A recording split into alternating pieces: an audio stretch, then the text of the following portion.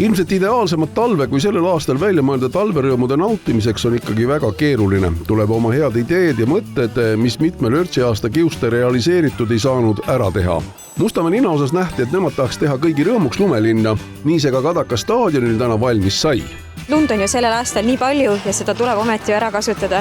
Ja väga hästi tulid inimesed kaasa, et meil tegelikult ongi see lumelinna ehitus selles mõttes võib-olla natukene teistsugune kui võib-olla siin Tallinnas mujal, et meil oli kaasatud nii kogukond kui Mustamäe koolid kui ka skulptor.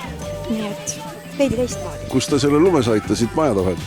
Siit samast platsi pealt, sellepärast et me peame ju staadionit hooldama. Siit see lumi on kõik siit meie enda staadionit kokku lükatud.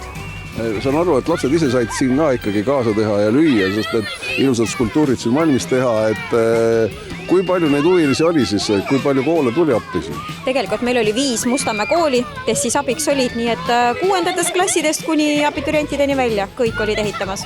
Et meeldis neile siis?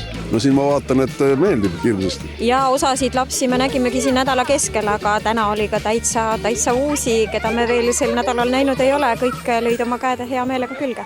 Linn ise ei pretendeeri kindlasti kunstisöödöövrite nimistusse, aga mida selliselt lumelinnalt, kus oluline on see, et rõõmu pakkuda ikka tahta. Oluline ongi tegemise rõõm, seda just nii, et igaüks saaks käe külge panna. Ma ei tea, kas ta filmib või mitte.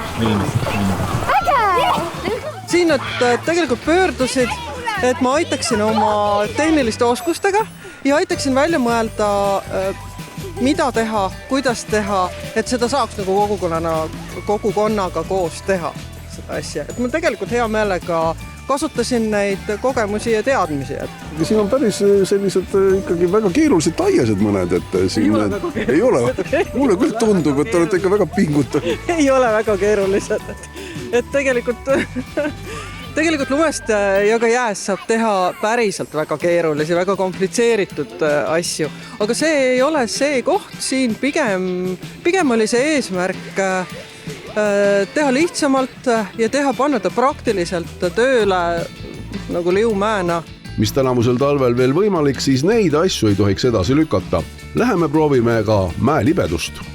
No nii, soovitan siis igal ühel, oi! Sellel talvel proovige ise kodus lumelinna ehitada, päris lõbus on. Meil on ju see aasta päris talv, ongi lund, head mitu nädalat ju lubab külma. Muidugi võiks ära kasutada, muidugi.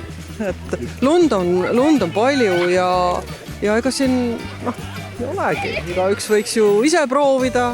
Siinkohal üleskutse erinevatele kogukondadele, meisterdagem siis lumest midagi enda ja teiste rõõmuks.